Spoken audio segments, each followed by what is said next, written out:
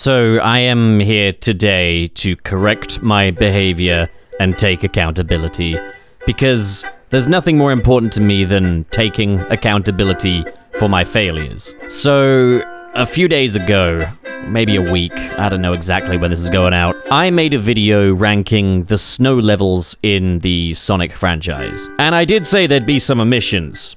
The Riders games, for one example, because I'm just not all that familiar with them. I said there would be omissions, and people did point out that I missed off Robotnik Winter from Sonic Triple Trouble. Now, I never said it was a mainline list. I never said I'd be excluding handhelds. In fact, there's a lot of handhelds included on this list. So, okay, guess it makes a little sense to include Robotnik Winter Zone. But at the same time, you can kind of miss off the 8-bit era, right? I mean, there's an excuse for that. I was told that I missed out Diamond Dust from Sonic 3D Blast, but I figured nobody likes Diamond Dust, right? But then it was pointed out to me that Sonic Mania also has a snow zone, which I mistook for pollen for some reason. And I realized I need to change my behavior and take accountability. The me that made that video a week or so ago is not me anymore. I've changed, I've grown, I am a work in progress. And I've come so far, yay for me. And to prove to you that I am not a bad person, I have reworked this list a little bit to include those stages that I missed the first time. No, I'm not a bad person. I just had bad luck.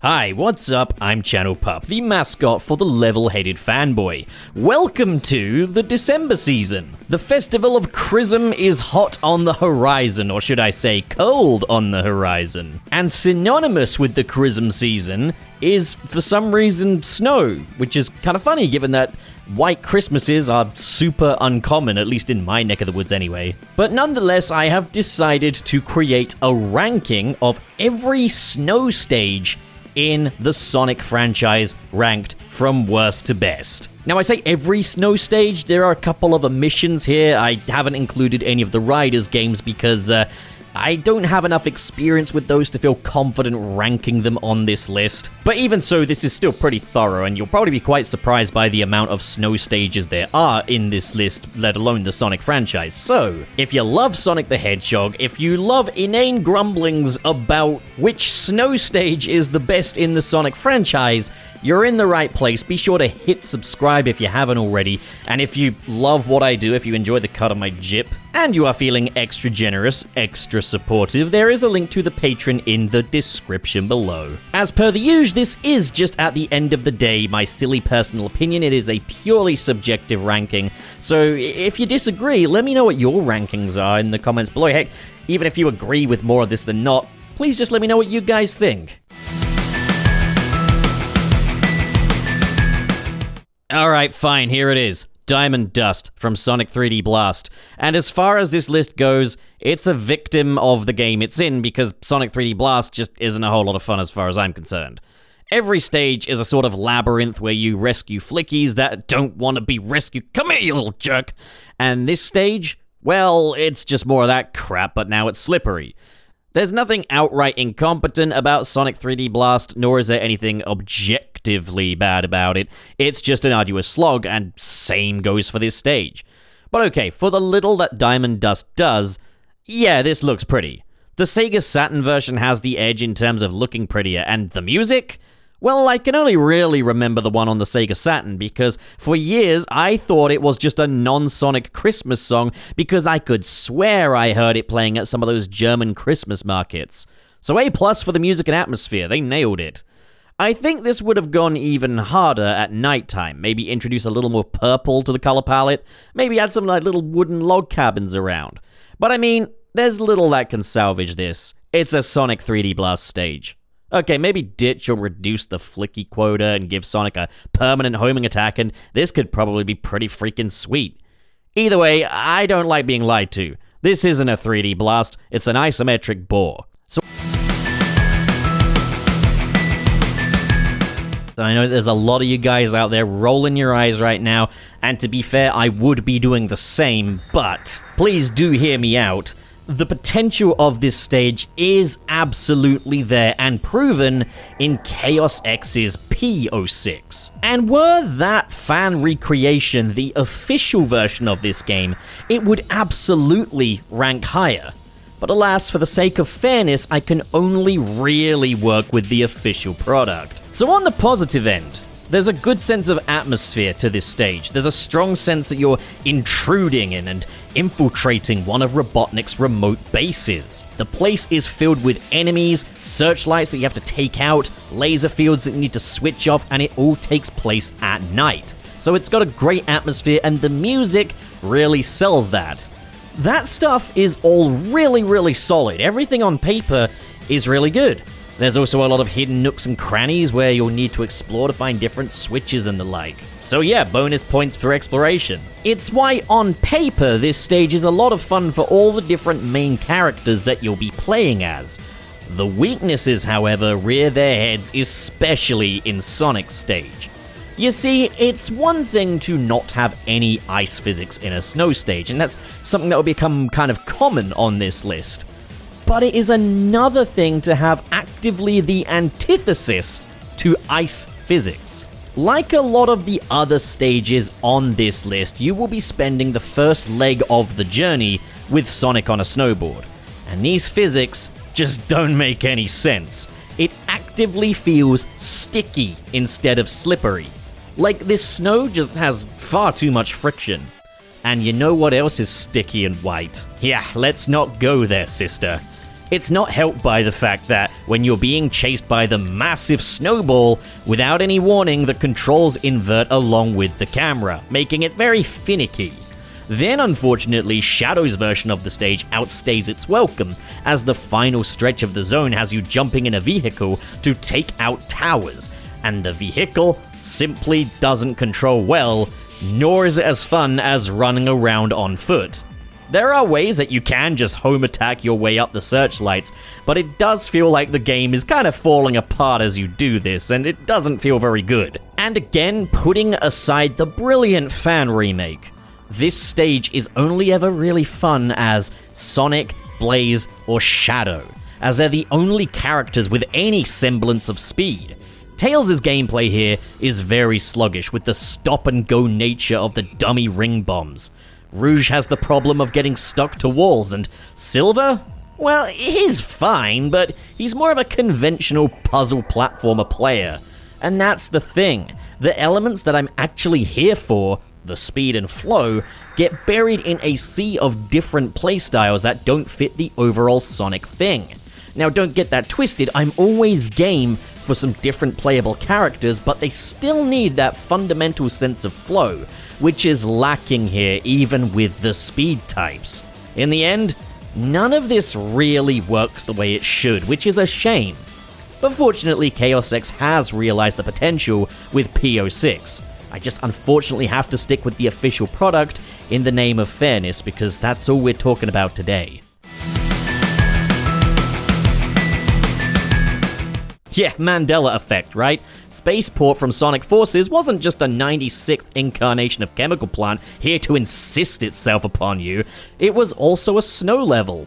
Sort of. I mean, there's snow. It's in the air. It's on the surfaces, so it's a snow stage. I mean, heck, if they must bring back this zone for the billionth time, coating it in snow was probably a decent way to go.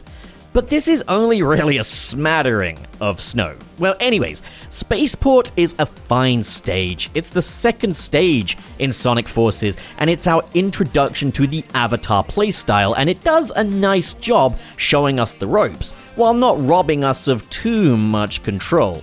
Still a little, we gotta watch that train QTE, but for the most part, this one manages to be interactive. And if that's a plus, we might as well praise this game for tying its shoelaces. But Sonic Forces was all about those baby steps, proving they could get just enough of the basics right to the point where it feels like this is indeed a competent product made by semi-professional people. So there you go, that's Spaceport. It is acceptable.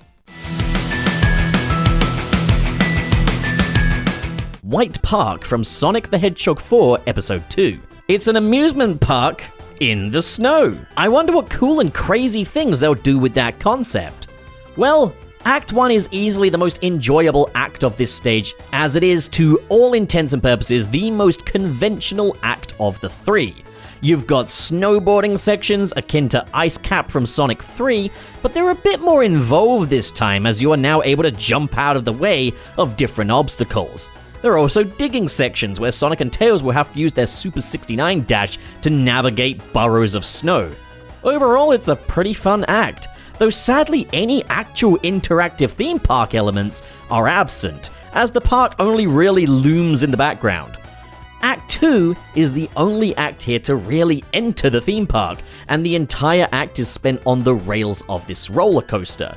It's a fun change of pace, as the game does kick it into the high gear with a stage that does admittedly suffer from a lot of automation. However, it is a nice breezy spectacle when compared to Act 3. Act 3 is arse. It's an underwater labyrinth, because everyone likes that. It's almost entirely underwater, and Sonic is immune to fall damage, to breathing in space, and now hypothermia. I am something of an apologist when it comes to water stages in Sonic games. Hydrucity is my all-time favorite classic Sonic stage. This here, though?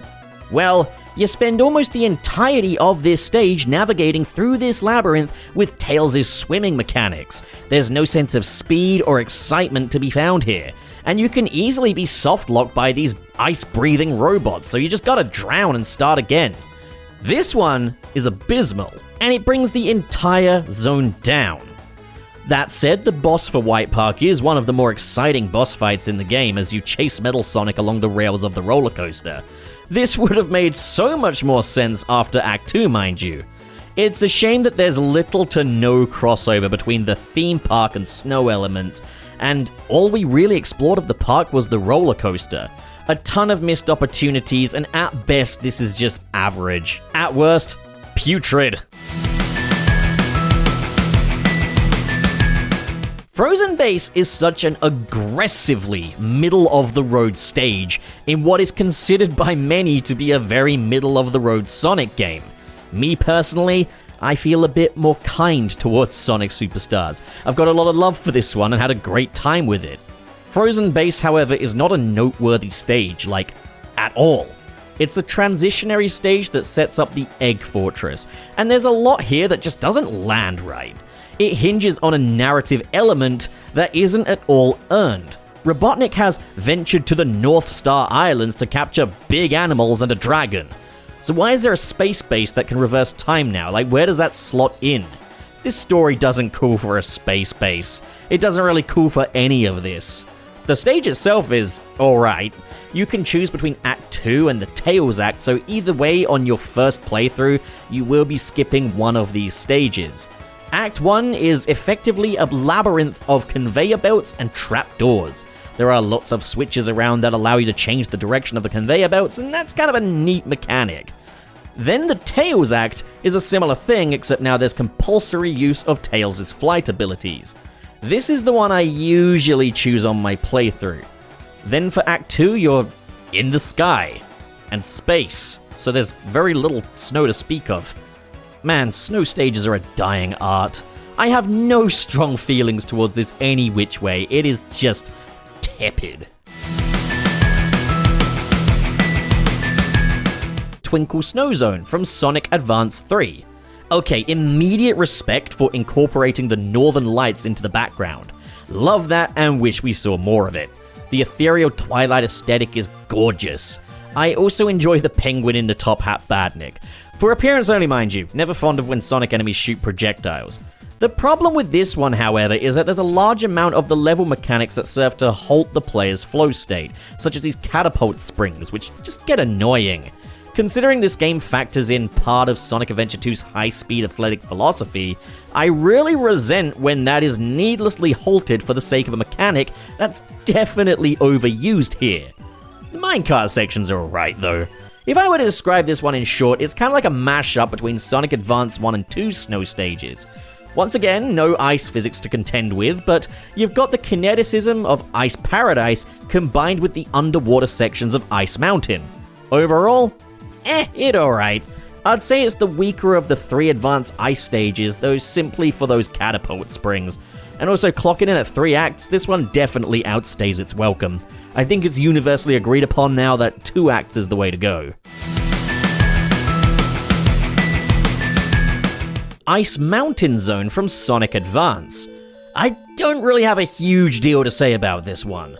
Sonic Advance served as an introduction to 2D Sonic action for Nintendo gamers, so its selection of stages was suitably derivative. This one doesn't really add much to what Ice Cap Zone had established in Sonic 3, aside from the fact that there's water this time, and Ice Mountain serves as the only water stage in Sonic Advance 1. Even then, it's not exactly a devoted water stage, with water being pretty much avoidable until the boss in the second act. Other than that, it's your standard platforming fare. Once again, minimal ice terrain elements to speak of, but there are some zip lines to spice things up. Overall, it's just middle of the road. It's fine. I do like the music though, gotta talk about that, the music is great. So I'll be real with you about the 8-bit Sonic games. They're fine for the time, fine for the hardware, generally speaking, but the majority of these, when picked up today, it's hard to ignore their shortcomings and where they can just be flat out unfair and cheap with their difficulty. What I'm saying is that they mostly suck, but Sonic Triple Trouble is absolutely the shining diamond in the rough. Of all of the 8-bit Sonic games, this one comes the closest to authentically replicating the thrills of 16-bit Sonic, and Robotnik Winter is no slouch. Now, being real, awesome name, but I'm not entirely sure why it's called that. Is it a winter that Robotnik has inflicted on this land? That'd be kinda cool. Imagine if this was like a desert before. But nah, this is just your standard fare ice stage through and through. And while yeah, it's an 8-bit Sonic Zone, nothing too crazy going on here, they do a nice job at packing as many thrills in here as possible. Lots of ramps, slides, loops, and even power-up boxes that contain a snowboard which changes your physical properties somewhat. For what it is, Robotnik Winter goes above and beyond its call of duty, delivering a genuinely solid ice zone for 8-bit Sonic. Also, the music is actually really good too. Triple Trouble really is the one to play of the 8-bit crop. The others you can give a miss if you really want. Ice Paradise from Sonic Advance 2, the best of the Sonic Advance series ice zones.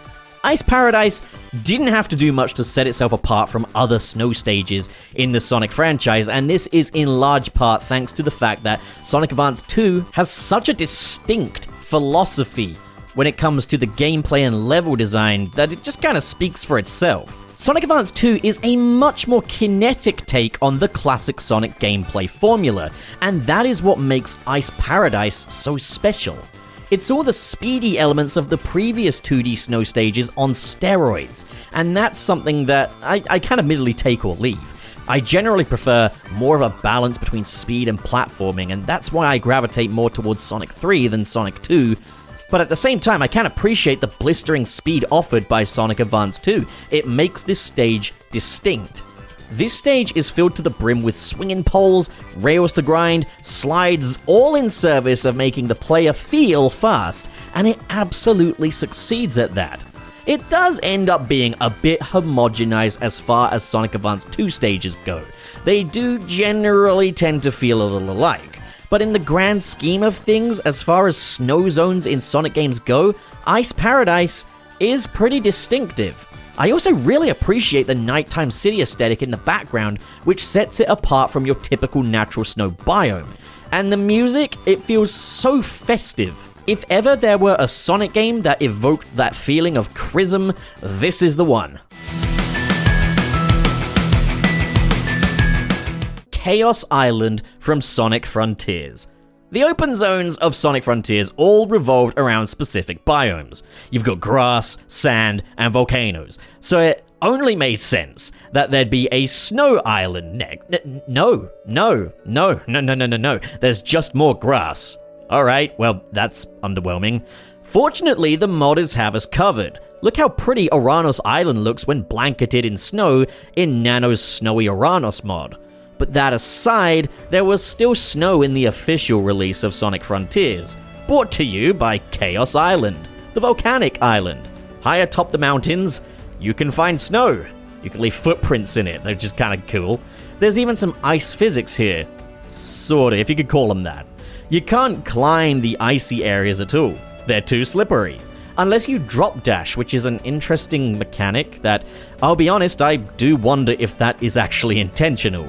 On a fundamental basis, I do tend to gravitate more towards an open playground where I can just dick about with Sonic's many powers, more so than a more restricted area. So you might be wondering why this isn't higher on the list. Well, it has to be said, when it comes to the open zone, Chaos Island isn't the strongest example.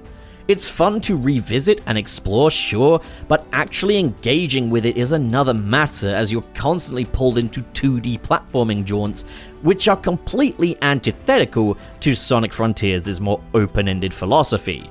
As an open zone, it's one of the weaker ones, and as a snow stage, well, it's sparing to say the least. I definitely would take a proper snow biome over this.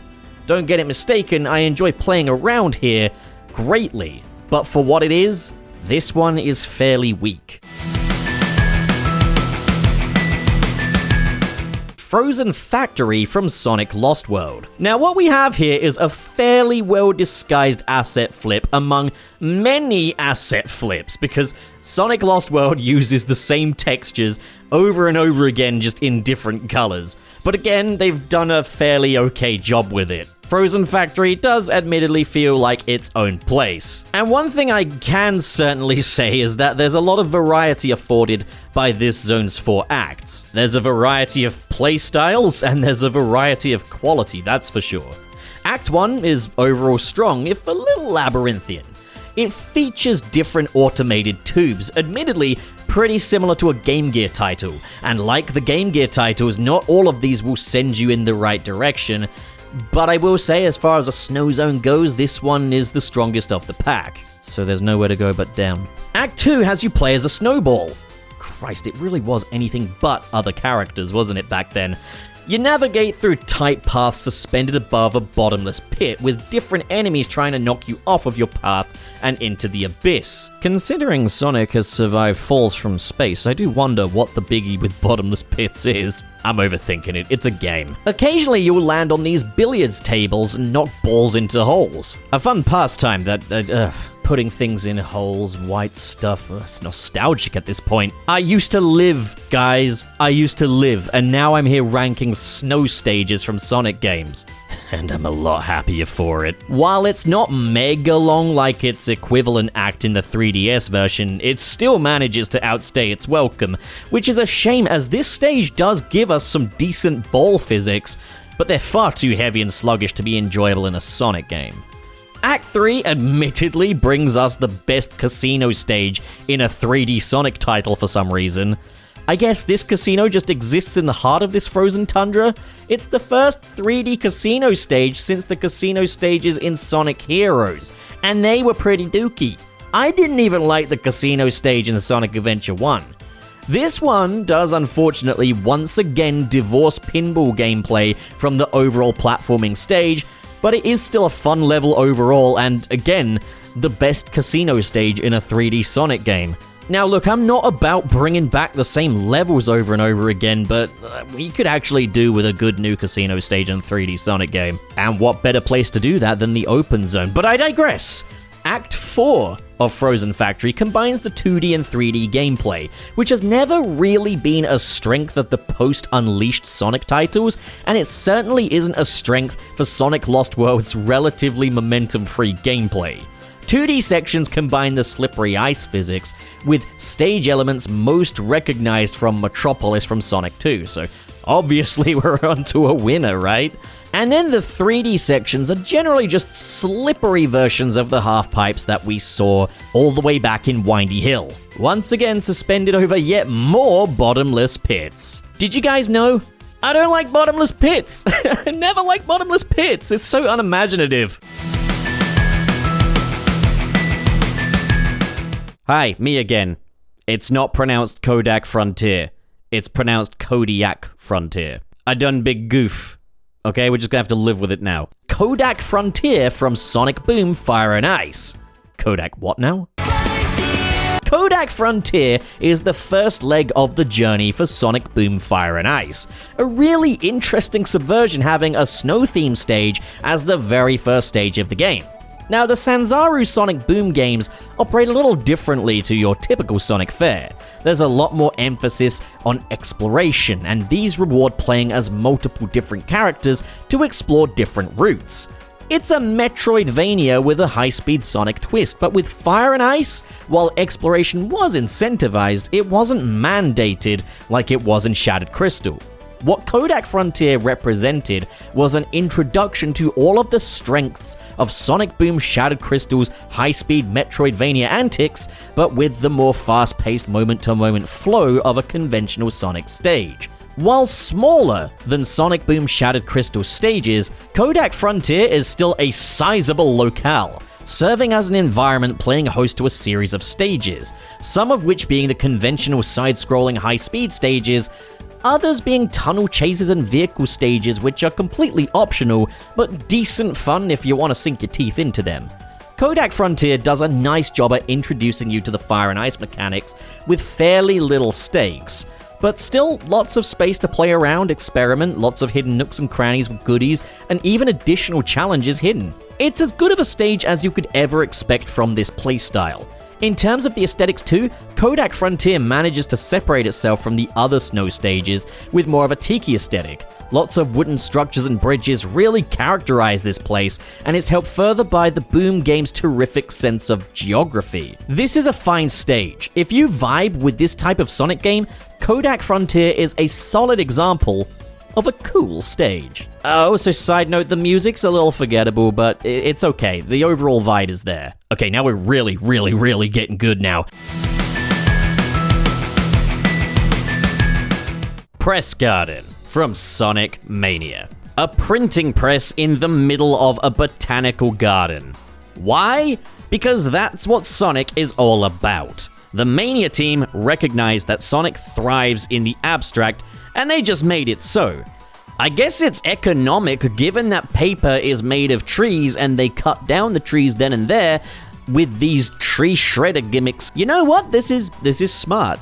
The first act isn't a snow stage at all. It's a pollen-covered cherry blossom paradise, chock full of different printing press stage gimmicks such as conveyor belts and glyph platforms.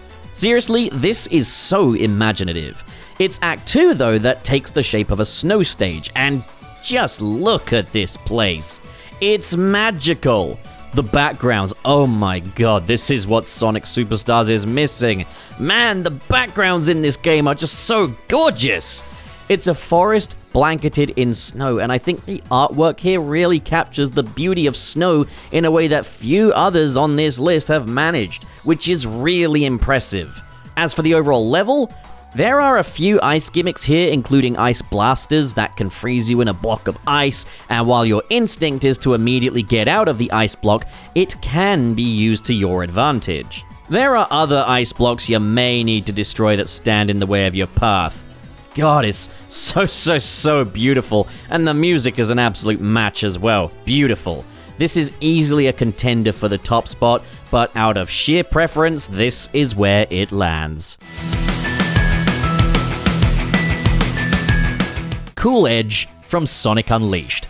Obviously, I adore Cool Edge. I had a really hard time not putting it number one. Almost everybody loves Cool Edge. The day stage, that is. But personally, I'm of the belief that the day and night stages do go hand in hand, and I think Cool Edge is a great example of this. The day stages of Sonic Unleashed were effectively a 3D translation of the Sonic Rush playstyle, so a little lighter on platforming. It was more about achieving a flow state and just looking really cool. With Cool Edge, you're traversing snowy and icy structures, some of which are slippery icy ones, others are snowy, so they don't cause you to slip all over the place. These are fortunately used sparingly, as Sonic Unleashed playstyle is slippery as it is, and that's something that was improved greatly upon in later games. The daytime stage has you dodging out of the way of all kinds of obstacles, be it spikes or giant falling icicles, but the spectacle is also ramped up to 100 as you run along the back of a helpful whale, jump into a snowmobile and navigate perilous half-pipes, and run on water like Dash from The Incredibles, which is a great introduction to that mechanic. It is all about the speed and spectacle with the day stages, while the platforming elements are relegated to night stages, along with, of course, combat. Brawler elements aside, the night stage for Cool Edge reminded me a great deal of Ice Cap from Sonic Adventure. We've got similar gimmicks on display here as once again you platform your way around different slides, hug the side of icicles. Obviously though, divorcing these platforming elements from the speed elements of the day stages was a controversial move. Both of these acts might be fun in my book, but I do generally agree that the winning formula is a marriage of speed and platforming rather than divorcing the two, and this is another thing they greatly improved upon in games like Sonic Generations. The aesthetic itself is nothing we haven't seen before. It's a natural ice cap biome. But what separates this from the others is that this time we have a designated hub world that we can explore. You can meet the locals, learn of the culture that inhabits the place, and try their cuisine. That gives the continent of Holoska a lot more personality than your typical snow zone as far as I'm concerned. It is really high up on the list for that reason. It's got a lot of personality and the individual acts are excellent.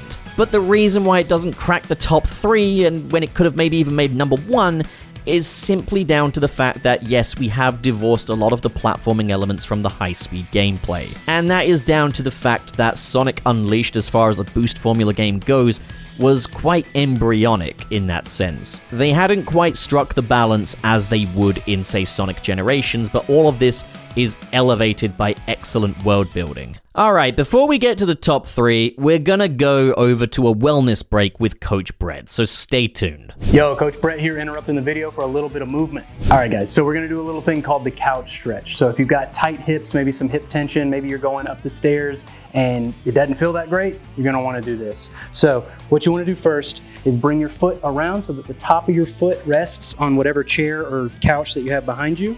You're gonna wrap your leg around so that your knee is up. You want to tilt your butt in like you're driving it through your legs.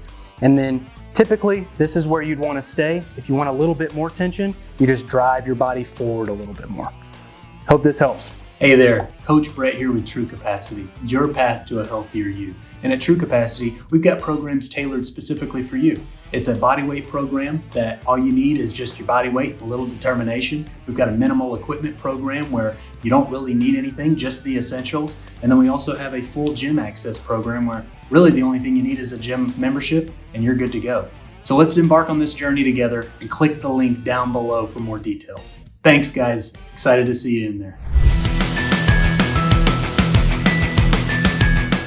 Ice Cap Zone from Sonic the Hedgehog 3. The very first ice level in a Sonic game, and surprisingly, in the 4th game in the series. Well, as far as the mainline goes, even more games if you want to include 8-bit titles. It's really surprising it took them that long. If I were to describe Ice Cap Zone in one word, it would be that it is just a very agreeable, smooth experience. And it is situated in just the perfect place. Throughout Sonic 3, the intensity has been gradually rising. And Carnival Night Zone is quite intense, it's quite gimmick heavy, and pretty challenging in spots. It's quite a claustrophobic zone as well. Ice Cap Zone sits just between that and the Launch Base Zone, which is the final zone of the standalone version of Sonic 3, one that's full of spectacle and has a lot of boss fights. Ice Cap Zone is a breath of fresh air. It's a lot more open-ended than Carnival Night Zone or Marble Garden, and it's a lot less plot sensitive. Something a bit more back to basics when things are otherwise just ramping up non-stop. A chance for the player to take a breather.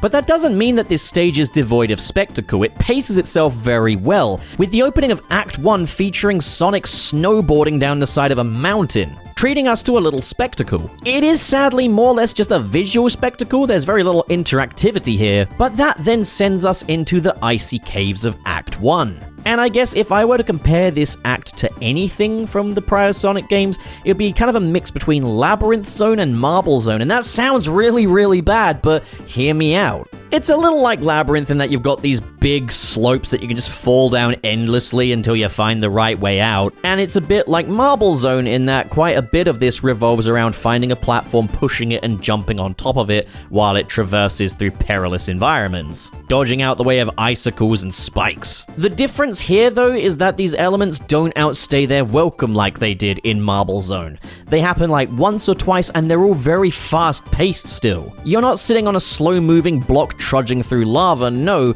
you're being flung through a bed of icicles. Then Act 2 opens things up a bit more as you go to the surface, and it's full of the loop-de-loops and slopes that you'd more typically see in the opening of a Sonic game, bringing us back to that sort of jungle gym playground that Sonic 1 offered us with Green Hill Zone. You've got shuttle loops that you zoom through more than once, areas you can burrow into, these big trampolines. Ice Cap Zone in Sonic 3 is just a lot of fun, and the music slaps. Well, it used to. It went to therapy and it doesn't slap anymore. Probably the only time I won't be celebrating something like that. In at number 2 is Ice Cap Zone from Sonic Adventure. Now, it really is anyone's game now, isn't it? Like, can you guess what number 1's gonna be? Don't cheat. If you made it this far and you don't know yet, let me know who you think number 1 is. Sonic Adventure just out of the gate nailed everything a 3D Sonic game needs to be, and accordingly, it nailed everything an ice stage needs to be too. Now, it is a little short and sweet. It is something that could be expanded upon, but there's still a lot of really great stuff here, and it is done just really, really well. So Sonic Adventure's Ice Cap sees Sonic and Tails making their way in and out of a snowy cave. Once again, there's no real ice physics, so to speak. Once you've bounded your way into the cave, you need to navigate your way up to the exit, involving some fairly precise platforming, including leaping from icicle to icicle and have to kind of position yourself correctly to, aim for the next icicle, basically. Then once that's done, you are rewarded with a thrilling sequence as you snowboard your way down the mountain, fleeing the incoming avalanche. There are lots of fun ways to pick up speed as you go, including trip ramps and hurdles. You can smash into icicles, you can go across wooden bridges, into caves. It's so much fun, and the music track here, Be Cool, Be Wild, and Be Groovy, one of Jun Sonoi's best. This is an excellent ice stage, but now it's time for the best one of them all, in my opinion. In my admittedly pretty controversial opinion. The number 1 pick for best snow stage in the Sonic franchise is Blizzard Peaks from Sonic Rush Adventure. I lamented that the snowboarding section in the original Ice Cap served purely as a piece of visual spectacle rather than being anything really interactive.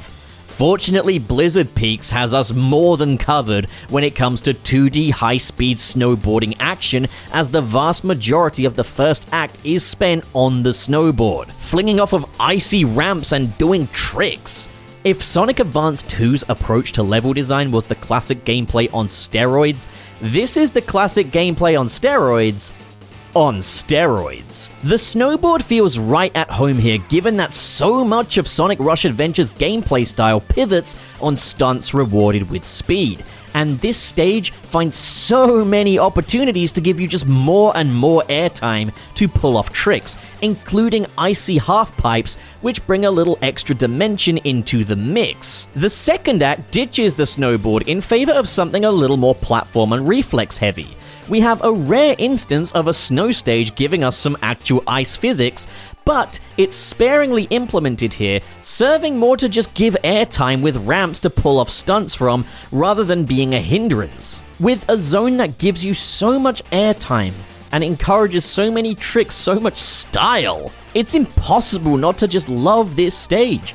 Blizzard Peaks takes a few leaps that previous side-scrolling ice stages didn't, and it absolutely goes all in, paying off with a thrilling skate park-esque experience. And of course, the music's great. So that is all 14 of the snow stages in the Sonic franchise ranked from worst to best. What do you guys think? Do you agree with my list? Do you disagree? Comment below, discuss, and as always, if you enjoyed this video and you want to support more like it, be sure to hit subscribe, hit the like button, and in the description below is the link to the Pup Pictures Patreon, where you can get exclusive updates to the upcoming short film, speeding ticket, a Sonic adventure, and also get your name in the credits of these videos. A special shout out goes to the patrons in the $10 tier, whose names I'm gonna read out like I am freezing cold. Whew. Okay, so we got Glad Goku, Dare Denny, Kale Bennett, That Jordo, King K of Warheads, oh, I'm very, very cold. Super Hyper Mecha SP Mark II, so cold. And I shit in a McDonald's sink in 2019. So very cold. And the worst part is I think I worked at McDonald's in 2019. My job was to clean the sinks. Thank you, Adzinko. Dig. Then in the $5 tier we have Kale X, Richard Rogers, SSS06, Dazzle Fizzle, and Vera Wild. Thank you to you, sir. Let me try it again. Thank you to you good folks for your generosity, and to all of you at home watching. Thank you so much for doing so, and have a great day. Get out of here.